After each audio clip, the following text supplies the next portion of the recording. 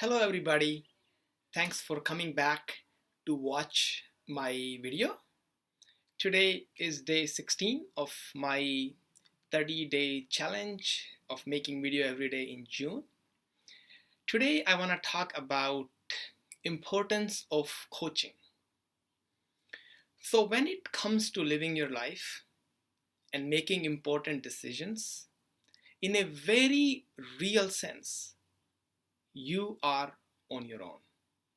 As Elaine Page, a famous singer, in her song called Nothing Is So Good It Lasts Eternity, that's the beginning of song, she says, no one in your life is with you constantly. No one is completely on your side. No one is really responsible for your life. Even if I can blame others for the results in my life or lack thereof, I am still living that life and stuck with the results I'm getting. The only way to have a life you want is to take responsibility of it in the long run. It is good to see how your past experiences are causing present turmoil, maybe? Sure, that's good. But it is important to move past them. But being responsible for all the results in your life doesn't mean you are alone in living it. There is help available.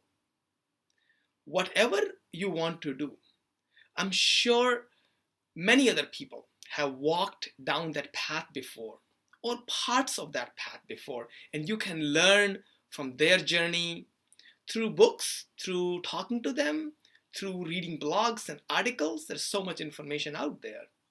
There are so many venues to learn from other people who have walked a similar path. One very crucial way to get help from others and learn from others is via coaching. The idea of coaching is very common in sports. It is hard to find a good athlete who doesn't have coach, a or many coaches. But in personal and professional development circles, it is far less common. Tony Robbins talks a lot about the importance of coaching in his talks and his seminars, and I will link one of his talks in the show notes below in the comment section.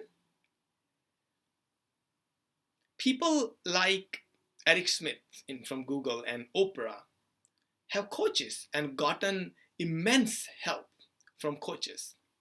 So it is likely that each one of us can benefit from presence of a coach in our life. The next question is how coaches can actually help us. I'm going to talk about 3 ways I can think of how coaches can help us. First way is they can help find our blind spots. We all swing between extremes. We get burned by one experience, and usually in order to avoid it, we go to the other extreme. In Hindi, there is a saying something along the lines of people who get burnt with milk drink even the buttermilk after a lot of blowing, like that. Coaches can help us show the blind spots we might have. How we are too risk averse, for example, after being burned by a risk we have taken in the past, or just by our evolutionary traits which might not serve us very well in present environment. Good coaches can help find our negativity and limiting beliefs. Peter Thiel and Tim Ferriss ask this crucial question: in their podcast in various venues, and they ask, why do you think you cannot achieve your 10-year goals in 6 months? The question, I think, is not if you can achieve your 10-year goals in 6 months or not, but find the beliefs that are holding you back and which are making you think that you need a certain amount of time to achieve a goal. Good coaches can really help us realize our limiting beliefs in this way. They can help us see possibilities that we don't see within ourselves. And that is a gift a good coach can give. Good coaches can help you hold accountable. There is always a gap between your two selves. One self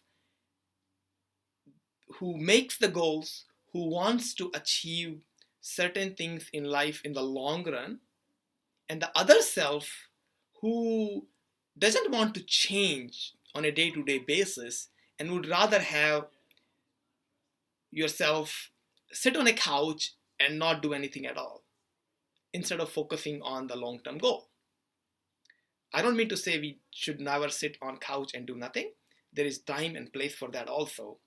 But there is time and place for us to make short-term sacrifices for the long-term goal. And the conflict between these two selves is a critical component of personal and professional growth, and resolving this conflict is important. To fill this gap between the two, or to resolve this conflict, we need some sort of accountability, some entity who can remind us in the moment when we are about to slip into old patterns that our long-term goals are not in the alignment with our actions, to remind us that our short-term actions are not in alignment with our long-term goals. I said entity, not a person, because it doesn't have to be a person. The entity that reminds you. It can be a piece of writing that you keep handy. It can be as simple as your screensaver on your computer. It can be a timer you put to remind you regularly throughout the day. Or it can be a coach who holds you accountable. Holding accountability, by the way, doesn't always mean pushing you for action. Some athletes are so motivated that even after injury, they would keep pushing themselves. So holding them accountable means not letting them work too hard. And I've heard in some of the biographies and autobiographies of some sports coach that one of the most difficult things they do with athletes is to hold them back. And that's also accountability. That's important too.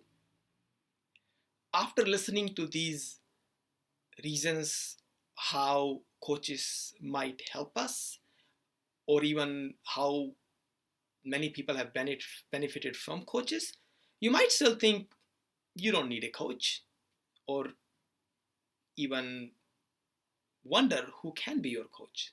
There are various reasons we might think we don't need a coach. One is not successful enough. You don't need to be such successful person as Eric Smith or Oprah to benefit from a coach. Actually, if anything, it's easier for a coach to see your blind spots if you're actually not as successful, because there is a lot more room for growth, personal as well as professional, in whichever way you want to grow. Second reason I've heard is it's hard to find a coach as good as me, as good as you. And that's a pitfall, because a coach does not have to be as good as you in the particular field you want to improve. The coaches of Serena Williams or coach of Andre Agassi were not as good tennis players. They just need to be able to notice your deficiency and give you feedback in a very trusting way. Another reason I've heard is that I already have a friend who coaches me.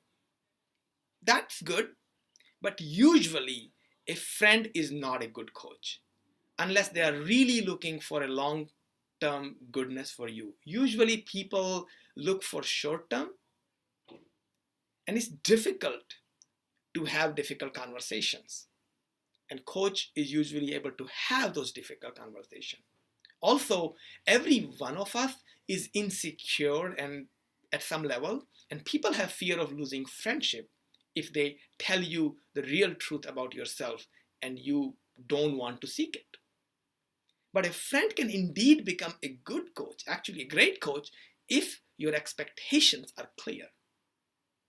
Hey, a friend knows you, it knows a lot about you and can easily short circuit some time where a coach needs to get to know you, your preferences, what you want in life, what your passions are, and a friend sometimes might already know and can be a great asset. Let us conclude. In this video, we talked about how we can get help from others to achieve our goals, even though we are alone responsible for our results. We saw how coaches can help, seeing our blind spots, spot our limiting beliefs, and hold us accountable whichever way works for us. We also dispelled some beliefs about one not needing a coach, one might not benefiting from a coach, or coach needing to be better than them in order to help them improve, etc.